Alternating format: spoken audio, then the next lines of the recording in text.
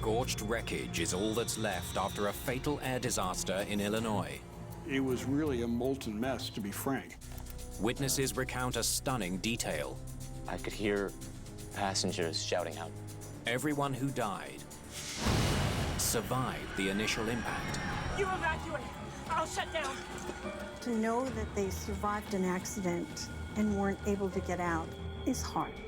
Open the door! I tried everything I could do in the world, and I could not get that door to unlatch. Investigators face a tragic and puzzling question. Why didn't that door open? Oh, God. I'm sorry, Kate. I was literally their last hope.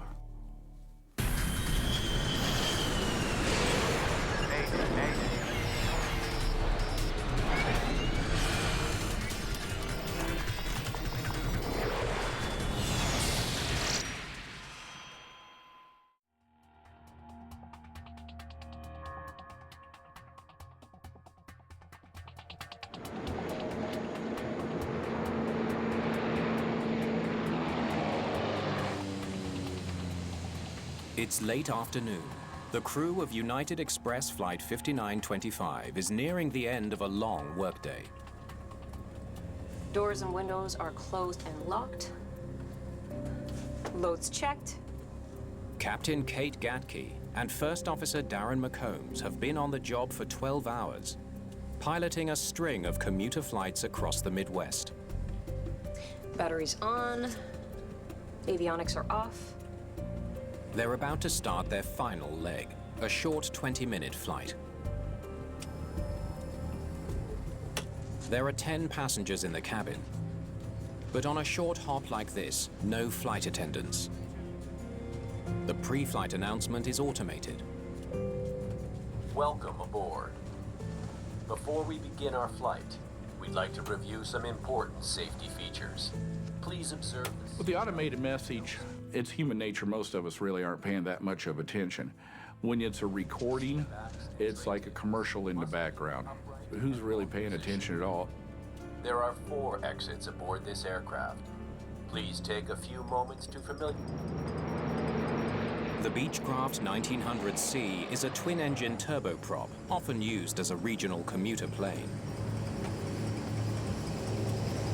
V1. V2. Positive rate.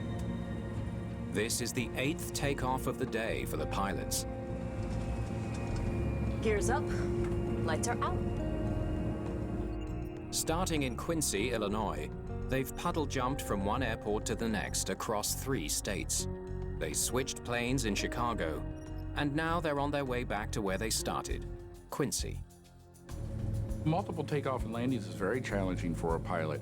You're increasing your chance of an accident much more than, let's say, a captain on a major airline who's flying a large airliner and flying to Asia. He takes off once, 14 hours later he lands once, and he gets 2 days off and he comes home. In those last 3 days, the commuter pilot's done 30 landings.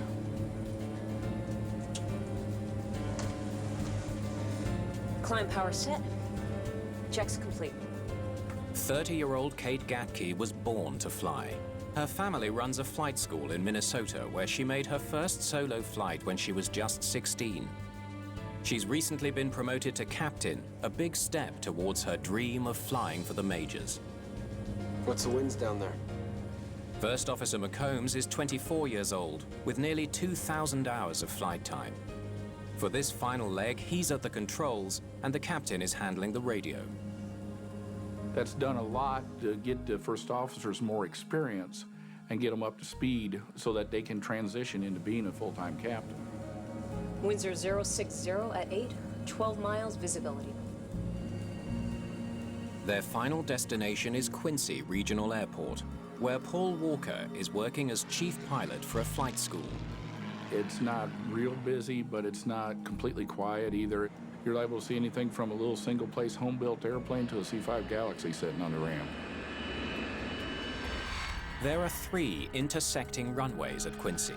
Most planes take off and land on runway 13 or runway number 4. The small airport is one of thousands across the country without a control tower. That means there are no controllers to direct traffic. Pilots must communicate directly with each other during takeoff and landing.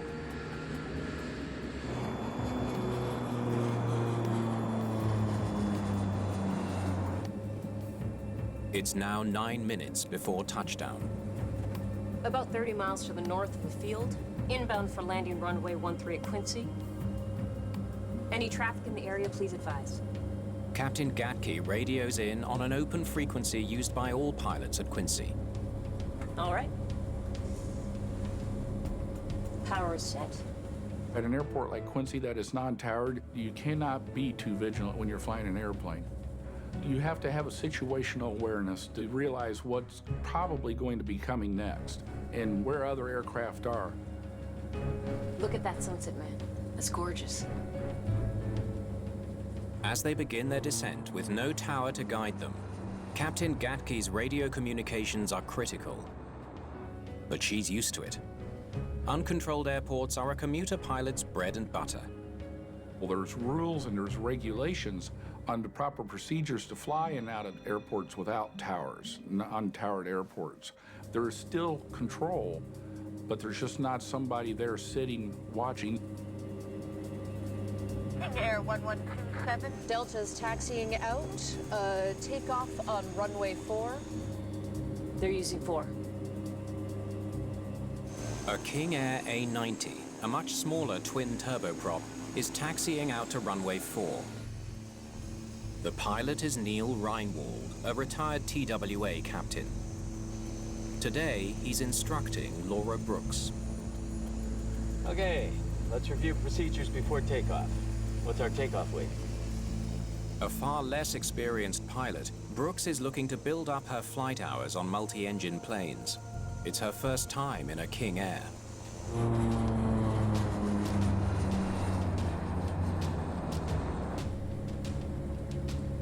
You're using 13 still, right? Yeah, unless it doesn't look good. Aviation, just as when you drive a vehicle, is a see and be seen world. Pilots are taught to look out the windows, and this works well every day all over the world.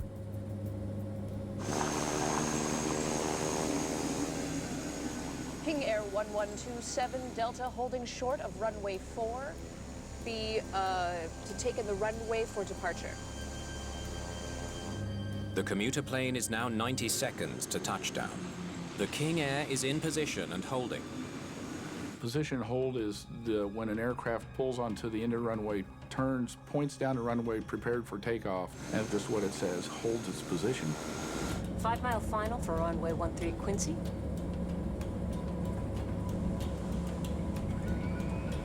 You're down. 3 green. Fuel check. Okay. Navigation set. And radar set for takeoff.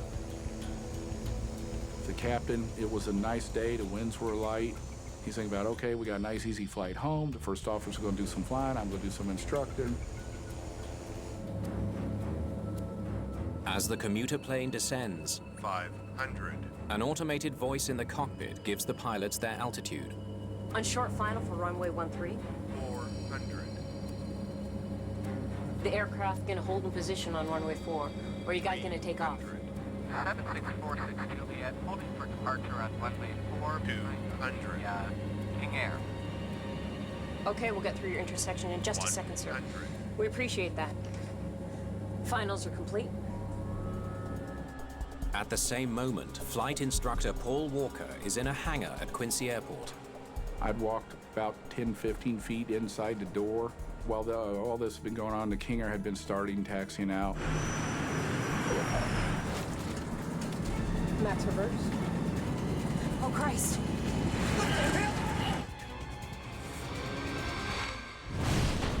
We heard this explosion that rattled the walls and the windows shook. I ran for the door, and as I came outside, what I saw looked like a mushroom cloud from when you see the films of the atomic bombs going off. I thought the King Air had some sort of malfunction and crashed on takeoff. But the disaster unfolding in Quincy, Illinois is far worse than Paul Walker imagines.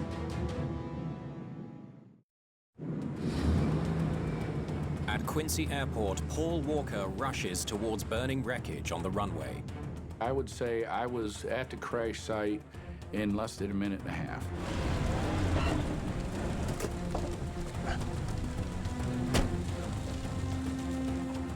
As he draws closer to the fire, Walker makes a bone-chilling discovery.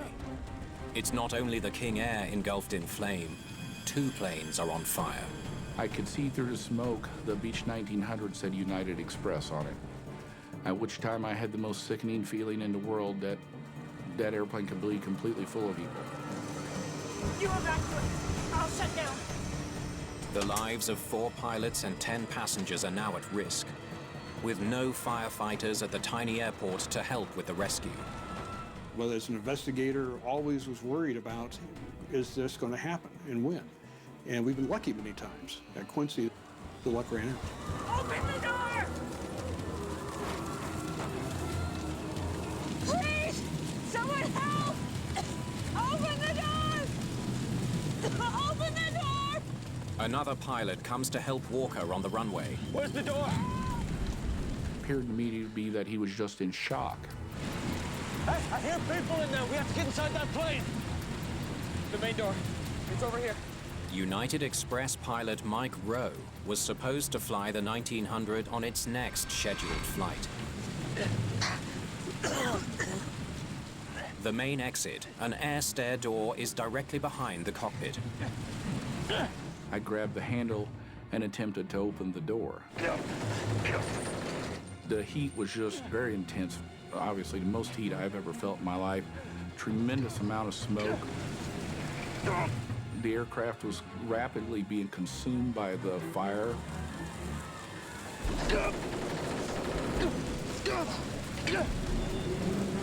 When I wiggled the handle a little bit, somebody on the inside wiggled it the other way.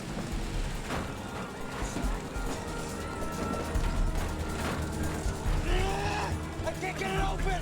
Open the door! As he hears the captain's desperate cries, Walker suddenly realizes Oh, God! It's you! Hang in there, Kate! he's met Kate Gatke before. Open the door! When I came around the wing of the commuter, I did not expect there to be someone in it that I actually knew. Please help! The fact that you actually know somebody in that situation at that time just added more to it. Hang in there, Kate! Wait! Open the door! Okay, hang on! Here! You have to push the button before turning the handle! The other gentleman goes up and pushes the button. I thought, I didn't push the button. Oh, God, I can't! Mike Rowe rushes to get more help, leaving Paul Walker hauling desperately on the door of the burning plane. When I went back to the door the second time, there was no doubt in my mind I was going to get that door open. I'm 6'3" 20 years ago and thought I was 10 foot tall and bulletproof. I tried everything I could do in the world and I could not get that door to unlatched. Oh, God! I'm sorry, Kate! I can't get him! I'm gonna get help! Leaving the airplane was one of the more difficult things I've ever done in my life.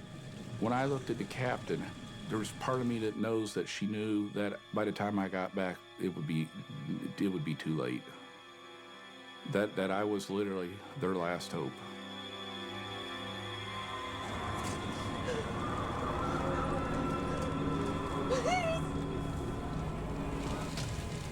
Moments later, all hope for the crash survivors is lost.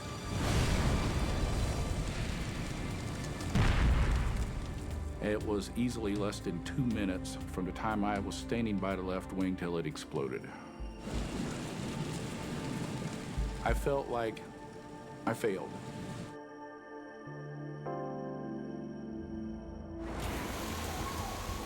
Despite Paul Walker's heroic efforts, 4 pilots and 10 passengers are dead. It's one of the worst runway accidents in North American history. Over the years, I've come to rationalize it in my mind that you know, there were 10 or 12 people at the airport, and of 10 or 12 people, only 2 of us went to the crash scene, and I was the first one to it, and I was the last one to leave. And that's helped me. At least I tried. I may have failed, but I tried.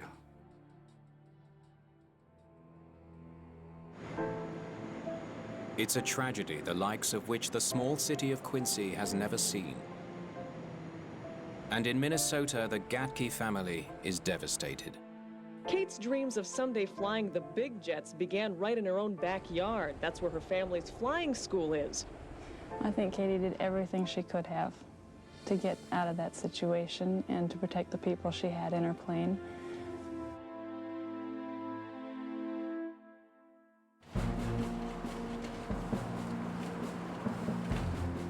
By early morning, a team of investigators from the National Transportation Safety Board gets to work.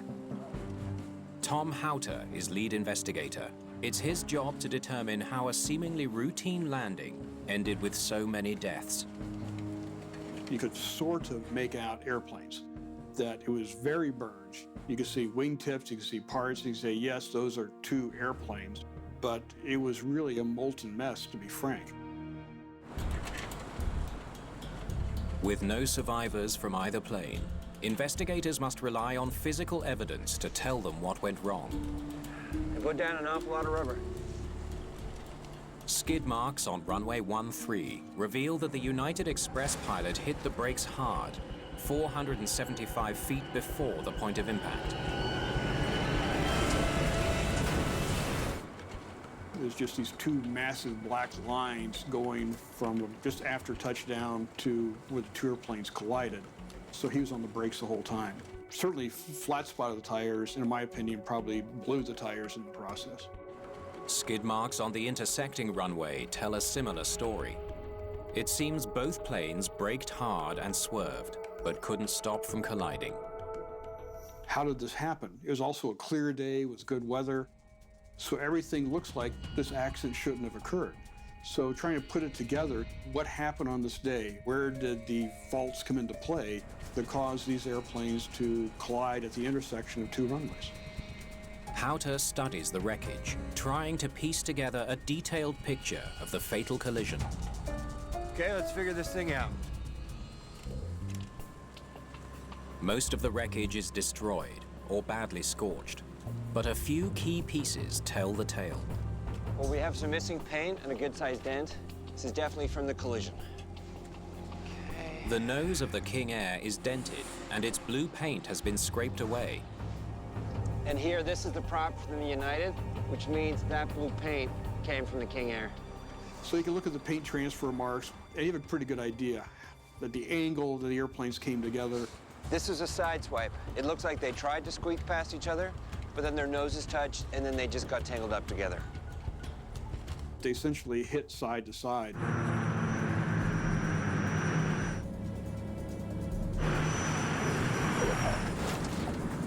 Max reverse. Investigators calculate the United Express plane touched down with a speed of 120 miles per hour. Oh, Chris.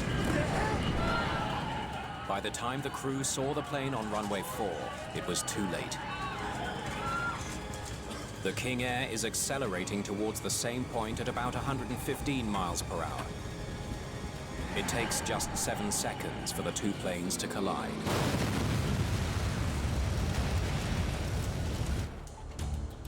The team now knows how the 2 planes met, but they still have no idea what caused the crash. Why did these 2 airplanes come together? Is there something in the aircraft, something the pilots did? To fully understand the tragedy at Quincy, Houter needs answers to those critical questions. The town of Quincy, Illinois is in mourning. 14 people are dead after a fiery crash. NTSB investigators are under the gun.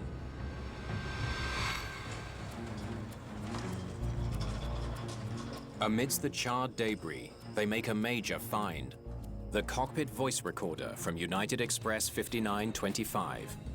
This cockpit voice recorder is very important in a situation like this. What was the crew saying? What were they thinking? When both the crew are fatal, the only thing you have is a CVR to tell you exactly what happened at that moment. They rush the CVR to NTSB headquarters in Washington. Investigators are hoping the data inside has survived the fire. As head of the operations group, David Ivey focuses his attention on pilot behavior. This accident is probably one of the most unusual that I had investigated in my career. Somehow, the pilots didn't see each other coming, despite the clear skies. On short final for runway 13. Why did all this, on such a clear night, with no restrictions to visibility, occur? While Ivy waits for word on the all-important cockpit voice recording, he gets what he can from witnesses. Hi, Dave. I'm Paul. Come on in, have a seat. I had personally never been around a crash investigation of any type. I was very impressed with it. What they came in and did, just a very class act, very professional. I raced out there as fast as I could after I heard the crash. Walker didn't see the collision, but he provides investigators with a chilling detail about the accident. I could see Kate. She was crying out for help.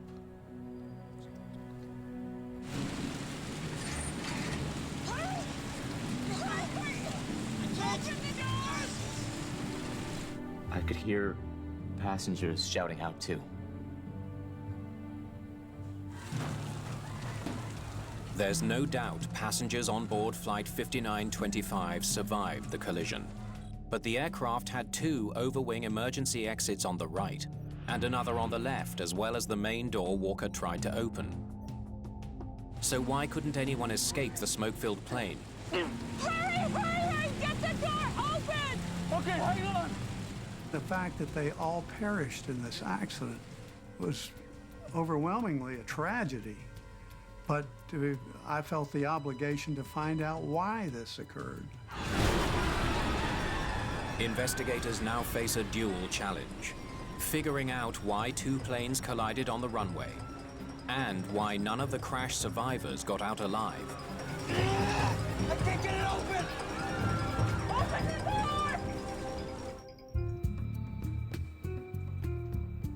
Nora Marshall is an expert in crash survival factors. Why no one escaped Flight 5925 is a puzzle she wants to solve. The thing that stands out in my mind is that these people had a chance, if the exits had opened, to survive. Right away, Marshall is struck by how little fire damage the left side of the plane has sustained.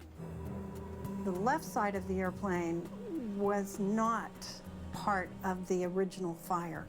So we knew there was an opportunity for people to get out the air stair door or the left overwing exit. So why didn't that happen? Autopsy reports on the passengers and crew only add to the mystery. In every case, the cause of death was smoke inhalation. There are no physical injuries severe enough to have caused death. The fact that there was no blunt force trauma indicates that the passengers and the crew would have been capable of moving to an exit. And that's a critical fact. Marshall painstakingly tracks the final positions of the bodies and uses them to recreate the passengers' movements after the collision. And there were actually more of the remains in the forward cabin, and there were fewer remains in the back. So it allowed us to know that people from the back had moved forward in the cabin before being overcome. The most likely explanation? The terrified passengers rushed for the main door, forgetting about the overwing exits. In moments of panic, people normally tend to go to the door they came in from. People rarely think about the overwing exits, especially these smaller aircraft. It immediately becomes the question of why wasn't the door open?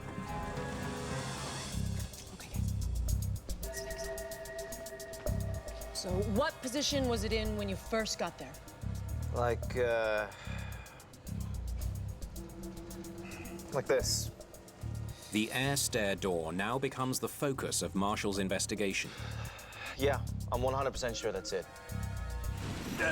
As the first person to reach the door, Paul Walker's testimony is key. He's certain he found the handle in the 6 o'clock or open position. Finding the handle in the 6 o'clock position suggested to me that the first officer had moved the handle to the open position. It's the first officer's responsibility to open the exit doors. Someone help! Emergency procedures call for the captain to shut down the airplane while the evacuation is underway. I can't get it open! First Officer McCombs's body was found between the main door and the left overwing exit. The position makes sense to Marshall. Crew members are taught, if your door doesn't open, don't waste a lot of time, get to another exit. And I believe where we found him indicates that he was moving to another exit. But in the overpowering smoke and heat, First Officer McCombs never made it to another exit. Had the air stair door opened right away, it may have allowed everybody off the airplane. 12 lives might have been saved if only the door had opened. To know that they survived an accident and weren't able to get out is hard. It's very hard. So with a handle like this, the door should open. The focus now shifts to the mechanics of the door itself. Fire in the cabin severely damaged the door frame, but the main components have all been recovered. Okay, let's see what this can tell us.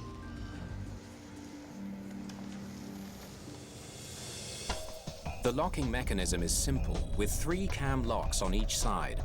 A single cable connects the door handle to the cams. When the handle turns, the cable rotates all the cams to lock or unlock the door. The cams have to rotate about 150 degrees from the locked position for the door to be open. We found that the cams were all either locked or partially locked. What could have prevented them from unlocking?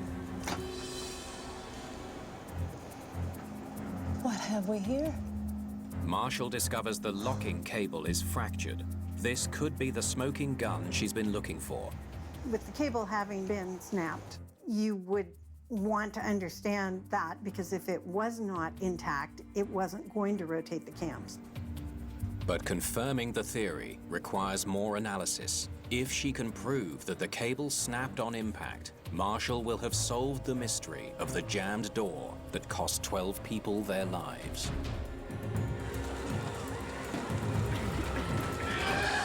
I can't get it open! Lab tests on the cable that locks and unlocks the main door are a disappointment. The critical component did not break on impact. The cable had broken, and the metallurgist determined that that was a result of heat and stress from the post-crash fire. Okay, hang on! In other words, the critical cable didn't break until after the fire killed everyone on board. What jammed the door is still a mystery. Then we're back to, okay, why didn't the door open? The plane's manufacturer advises Marshall that the air stair door on the 1900C will not open if there's even a small amount of slack in the locking cable. If there was a 1/4 inch of slack or greater in the cable, that the cams would not rotate. Slack in the cable. Is that what happened? It's a slim margin of error, and it leads to a new theory. During the collision, the door frame or the door itself could have been deformed in a way that would introduce slack. A tragedy of small failures. A damaged door, a bit of slack in a cable might have been the difference between life and death. Oh God, I'm sorry, Kate! I'm going for help! I can't get him! If he had more time, First Officer McCombs might have reached the overwing exit, which could have saved lives. We're used to accidents where people are so badly injured they can't get out. Here, all the indications are everybody survived the impact and could have gotten out had they had a little bit more time. But the doors would never have been an issue if there hadn't been an accident. Why the two planes collided on a clear autumn evening remains the biggest mystery. Okay, let's go.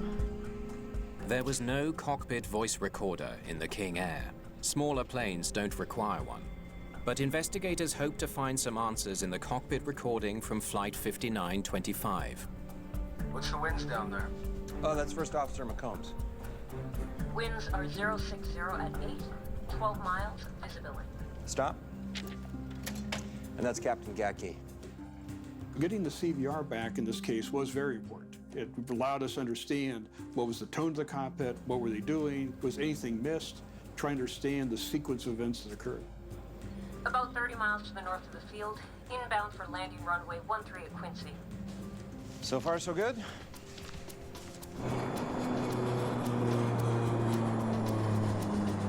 As the Beech 1900 approached Quincy, it made all the required radio calls.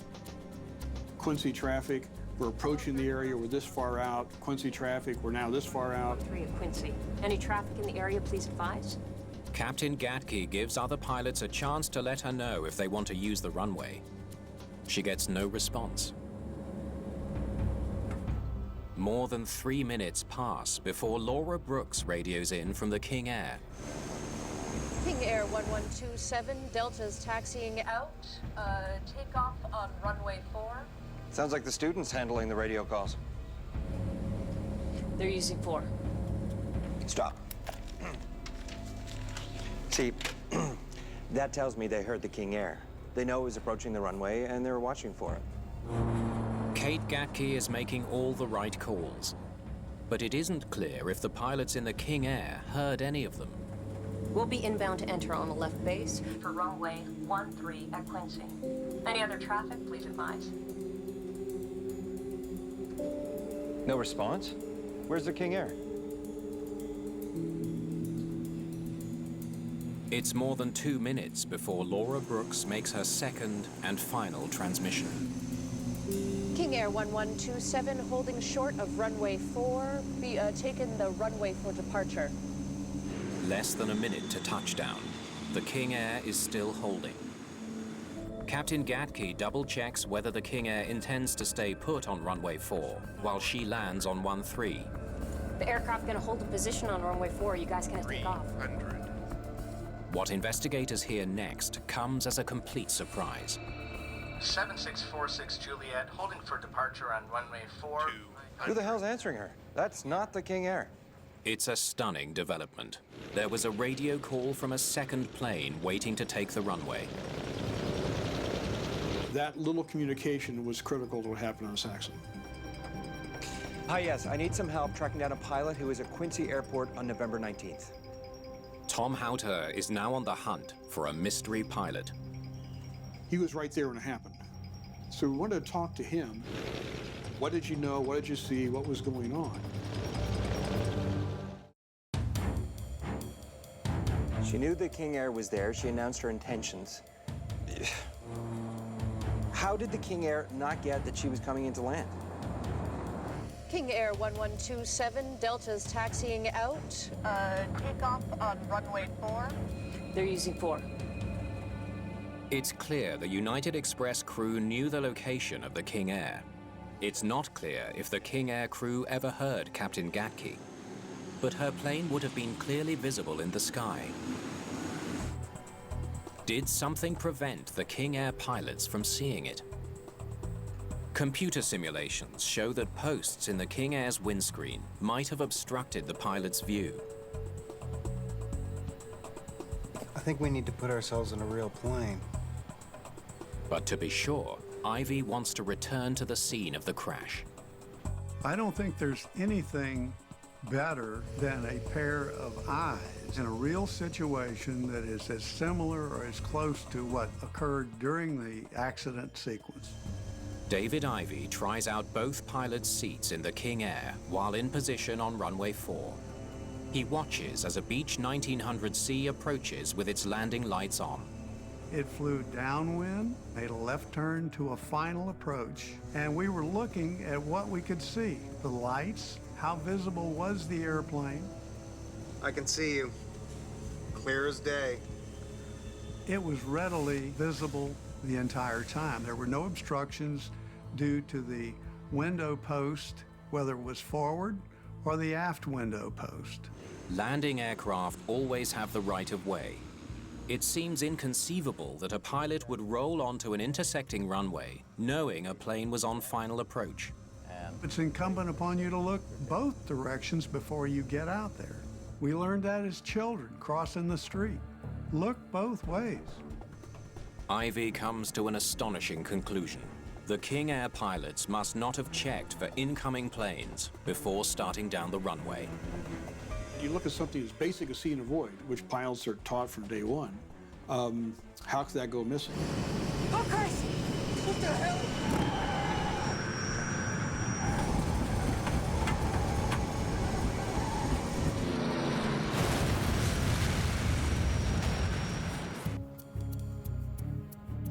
David Ivy turns his attention to King Air pilot Neil Reinwald, combing through his FAA records and talking to people he's worked with. He had been an Air Force Reserve pilot. He had been a pilot for Trans World Airlines. His resume looked tremendous. Why would such an experienced pilot taxi onto a runway while another plane is landing? Ivy keeps digging and soon makes a stunning discovery. We found out that he failed a check ride. He was given another check, and he failed that, and they removed him from a pilot position to flight engineer, which is a non-flying pilot. He failed 2 checks. This guy's skills were slipping. After his demotion, Reinwald retired from TWA, but he stayed active as a charter pilot and flight instructor. 6 months before this accident, Reinwald was an instructor on a training flight that landed with the landing gear still up. Did some damage to the prop, the engine, and to the fuselage. Reinwald was assigned remedial training after the incident, training that was still underway when he boarded the King Air for his final flight. Okay, Laura, let's go home. Students describe him as skilled and confident, a real go-getter, but with a tendency to rush. On the day of the fatal crash, witnesses say he seemed in a hurry to get home. I think impatience was part of the problem. Get-there-itis, that's a term we use a lot. King Air 1127, Delta's taxiing out, takeoff on runway 4. Student pilot Laura Brooks was handling radio calls from the King Air. She was totally new to the King Air. Reinwald may have been preoccupied with his flight lesson, unaware of the commuter plane approaching from his left. What's our takeoff weight? When you're instructing, it can take you out of the situational awareness. 8,117 pounds. You might be trying to teach them how to program something. You might be discussing with them about power settings before takeoff. There's so many different things you could be discussing. Whether they were engaged in conversation about the aircraft, we don't know. But there was no announcement of takeoff, which is unusual. It appears both pilots were dangerously distracted.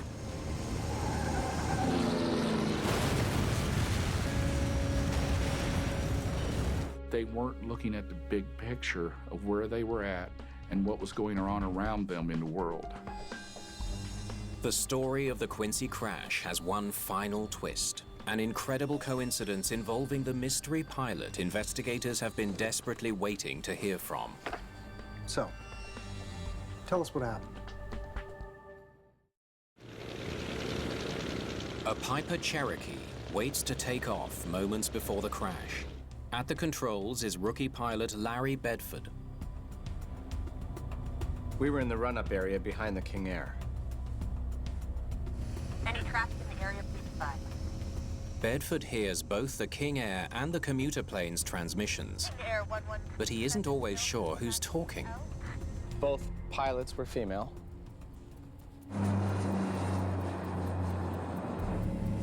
The aircraft gonna hold a position on runway 4. You gotta take off. When the King Air doesn't respond to Captain Gatke's question, Bedford steps in. 7646 Juliet. There was no reason for the pilot of the Cherokee, who's not on the active runway, who's not going to take off, to have made that call. He did not use his type of airplane. If he had said Cherokee, that would have served as a clarifying point. Juliet, holding for departure on runway 4, behind on the King Air. Holding behind the King Air was the statement he said he made. Holding for departure on runway 4, behind on the King Air. There was a mechanical device in that Beech 1900 that at the appointed time said 200. Departure on runway 4, behind on the King Air. And that masked the word behind the King Air. Captain Gatke thinks the call is coming from the King Air. Okay, we'll get through intersection in just a second, sir. We appreciate that. Unfortunately for the commuter aircraft crew, they believed they were now safe to land because the King Air would hold for them. Finals are complete. They thought they were good to go. Oh, Christ. A split-second mechanical message combined with a rookie's confusing radio call caused a fatal misunderstanding.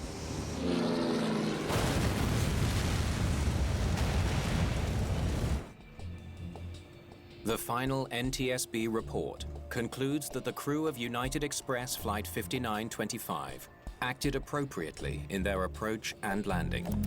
Probable cause of the accident was the failure of the pilots in the King Air A90 to effectively monitor the common traffic advisory frequency or to properly scan for traffic.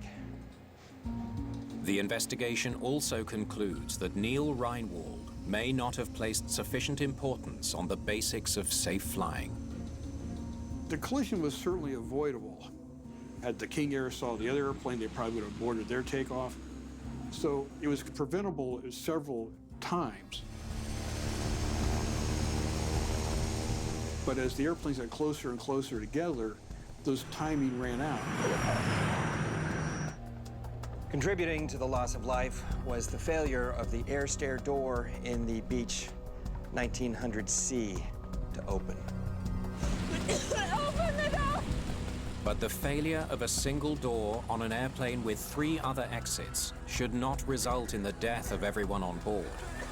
It's critical for passengers to listen to safety briefings, to understand where is the closest exit, where is it behind you, to think about how do you get out of this if you have to. In the wake of the accident, training is improved to emphasize the importance of clear communication, especially at airports with no tower. The FAA has been dealing with this issue, I think, in a very good manner, trying to get people to realize the awareness of it. Most dangerous place to be in an airplane is around an airport. There have been a lot of basic changes since the Quincy accident. I think they've worked. We haven't had an accident like this since. However, we can't rest on our laurels. The pilots who are flying the commuter airplanes in uncontrolled airspace like at Quincy, they have no memory of what happened to Quincy. So it's important to remind them occasionally. We have to keep our corporate memory going, and that becomes very critical.